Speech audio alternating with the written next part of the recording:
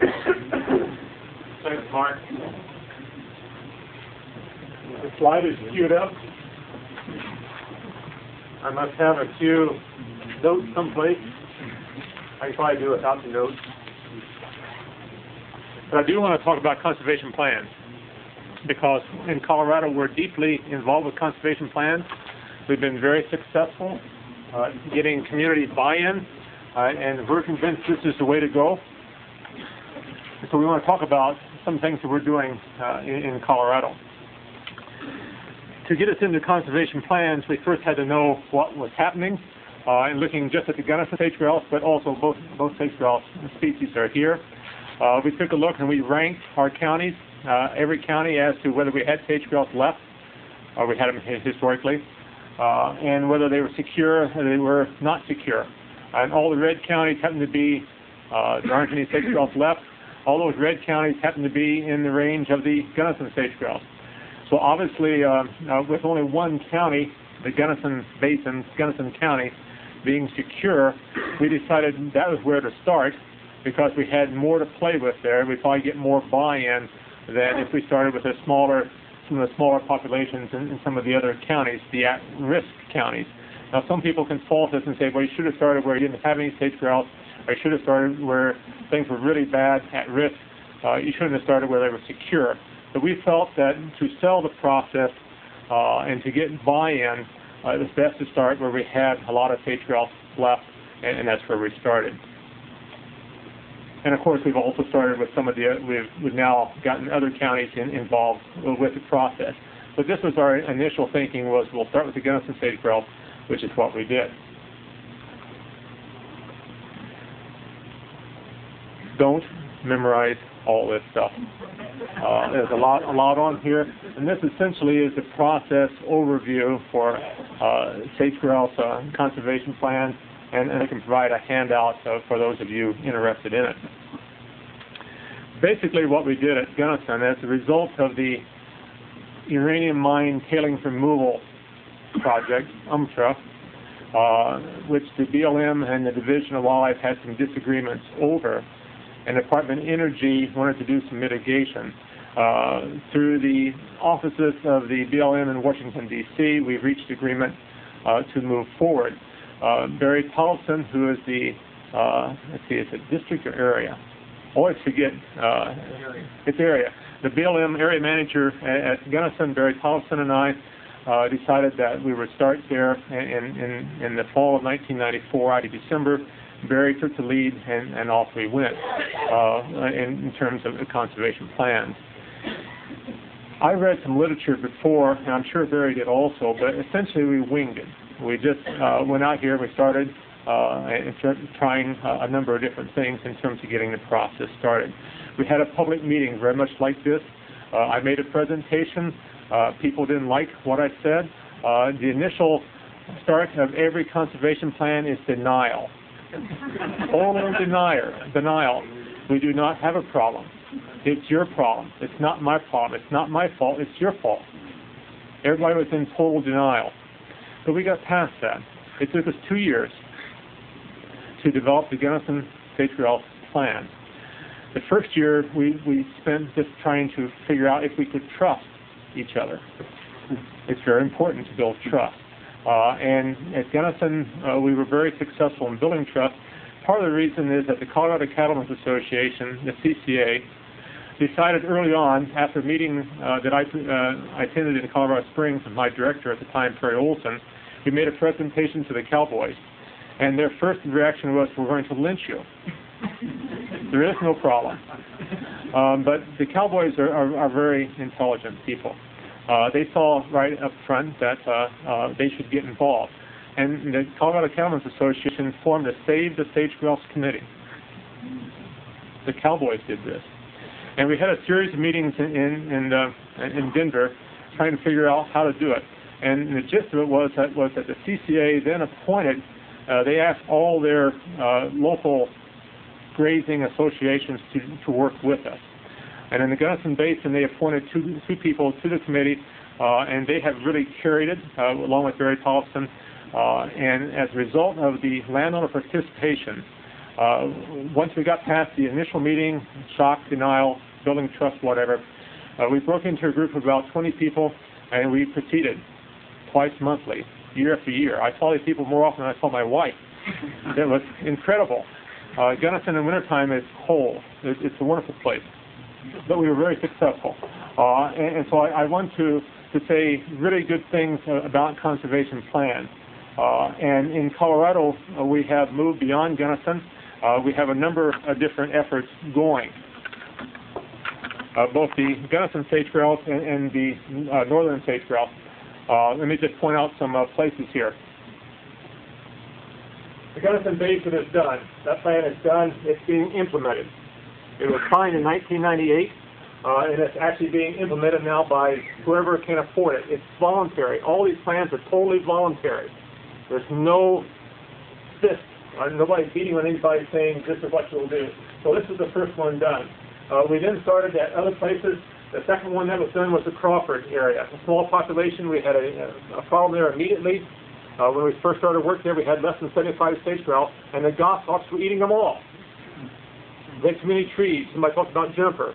We made a decision between the BLM and the Division of Wildlife, and we went in and cut down all those trees. We didn't kill any goshawks. And we cut all the trees down.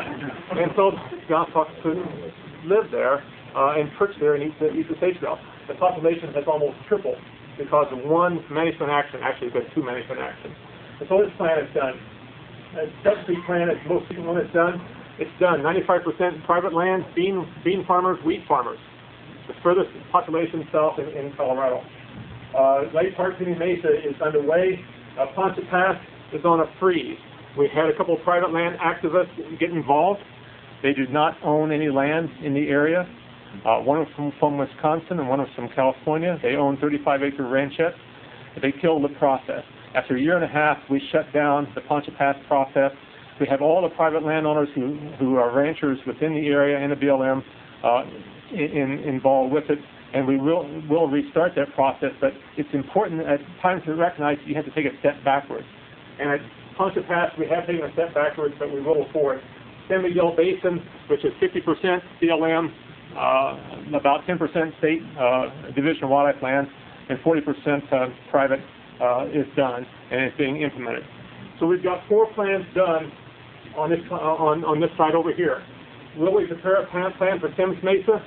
2 to 10 birds? No. We are not going to tackle that one. I have been offered, the BLM's got this leased right now for grazing, and the private grazer has offered us his grazing right, and we're negotiating to buy it with the idea that the BLM would then take non-use and we could go into an active program of restoration. But we haven't done it yet. Cimarron is kind of a black hole. It's all private land. One little piece of state wildlife area. We haven't tackled that one because we haven't figured out how to do it. All the rest of them have been tackled. And looking at the northern sage-grouse, we started just after we started the Gunnison Basin plan. The first one we started was the Moffett County plan. We're well underway with that. I think we're making good progress. I anticipate that one will be done this year. North Park, Jackson County, well underway. It'll be done this year. This one, it's the most recent one we started. There's less than 500 birds in this area, maybe less than 300 in this particular population, and we're making very quick headway with that one because we have a model. We can follow the Gunnison plan as a model. Laramie River will probably not do anything there. It's less than 100 birds, and it's by a goner. Middle Park, we're starting that one this month. We're going to have meetings starting in Middle Park. In the Piceance Basin, we've just completed the data collection there, and we will be starting in the Piceance. And so in looking at these plans, the communities have been very supportive. Part of that is fear of listing. Part of it's greed. They want to pay for their farm. Part of it's just they want to do the right thing. And so there's all types of emotions involved here, from fear to greed to, hey, I want to do the right thing. And really it comes down to doing the right thing. What we've done with the community plans is that we have developed ownership of the sage-grouse in the community. The communities own the sage-grouse. They're doing the things with the plans. And so it's all community-driven. The sage-grouse don't belong to the state anymore. We manage them for the people. The people own the sage-grouse, and the way the community goes is the way the sage-grouse will go. And I really believe that if we have community support and community involvement, we're going to have sage-grouse in all these populations forever and across the West forever. But it can't be the Game of Fish or the BLM or whatever. It's got to be all of us working together. It's not them, it's all of us. And I think we made that point with our conservation plan. And so I'm very pleased, and sure, it's slow, but we have got plans. The important point here, everything is voluntary. There's nothing being forced on anybody. And people can say, well, these will be the basis for recovery plans, and then we'll force it down your throat. Absolutely the wrong way to go. We want community support for voluntary plans, and we do what we can over time. And we have identified priorities. We do work on priorities. But if a landowner comes in and says, I want to do something, and it's a third or fourth priority, we encourage him. We also provide incentives. We have a financial package that we have developed for the Gunnison sage-grouse, where we actually pay farmers and landowners to do certain things. We have bought cows off of public land. We have bought cows off of private land. We've taken easements. We're paying $10 an acre per year, annually, for a 3 to 5 year period. That's what our contracts say. Because we think at the end of 3 to 5 years, we'll know whether we've been successful or not. So we're doing a lot of different things. We're doing brush beating. We're doing tree cutting to get rid of the goshawks. For example, I'm sorry, Tom. I recognize that some falconers would like to catch a sage-grouse or two. We're doing water developments. We're doing fence manipulations. We're doing rest rotation. You name it, we're doing it, and we're paying for it. But a lot of it is being offered free by the landowners. The BLM has incorporated a lot of this into their allotment management plans and into their RMPs, resource management plans. We're also providing money to the BLM, directly to the BLM. The BLM applies for money. They don't have a lot of operating dollars in many of these situations. We provide the operating dollars. I just approved a $5,000 treatment in Glade Park, Pinyon Mesa. I just approved one for $6,600 in the Gunnison Basin. So we're providing incentives. We do not have incentive money yet for the northern sage-grouse. I have requested it. The incentive money we have right now is $200,000 a year for sage-grouse alone, Gunnison sage-grouse specifically. I've asked for another $250,000 a year for northern sage-grouse. Whether I get it or not, that's a budget decision made in Denver. Now, where does the money come from? Denver. No. The people of Colorado, in their infinite wisdom, a number of years ago, approved a lottery. I voted against it. It's called Great Outdoors Colorado. I should have voted for it 3 times. The money is specified for certain things: open space, parks, county governments, and wildlife. The Wildlife Agency is getting bigger proportions of this because the money is being freed up now because we're not building prisons or whatever with it. The people have voted on this issue twice, and they have said emphatically they do not want the money spent on prisons or schools. They want it spent on open space, parks, recreation, wildlife, county government, whatever, open space and county government. At the present time, my agency is starting to look at $14 million a year extra just from GOCO. Presently, we're working at between $3 and $5 million. I'm only asking for $500,000 a year, and I'm getting it. The GOCO money is good money. There's a lot of strings attached to it, but it does make itself valuable so we can use it for incentives to do things like this. And I think this is a way of the future for sage-grouse, at least in Colorado, by providing incentives, getting local community groups involved, building plans that are community supported. We'll be in great shape. That's all I have. Okay, great. I guess we can take just a couple of questions, and then we've just got to bullet through our next topic. So just a couple of questions, Dr. Braun? Yeah. You. Yeah.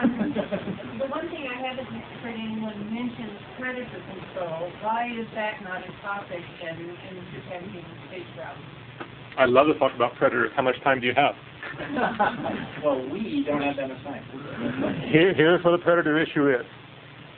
The fate of every sage-grouse egg is either to be hatched or to be eaten. All the sage-grouse eggs that hatch and provide living chicks, all those chicks are going to die of predation or something eventually. Everything is going to be eaten at some point. Predators eat sage-grouse.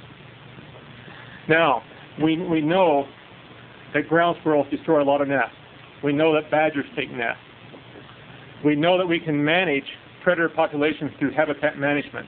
The better the habitat, the more difficult it is for predators to catch a sage grouse. And so the way to manage predators, for the most part, until you get down to endangered species, is through habitat manipulation and habitat management. The people in Denver do not take kindly to trapping. They do not take kindly to poisoning. Most of the tools that we could use at one time are no longer there, even if we could afford it, and we cannot afford predator control. Predator control, you're just attacking one little issue, and habitat is the real issue. Back here behind her.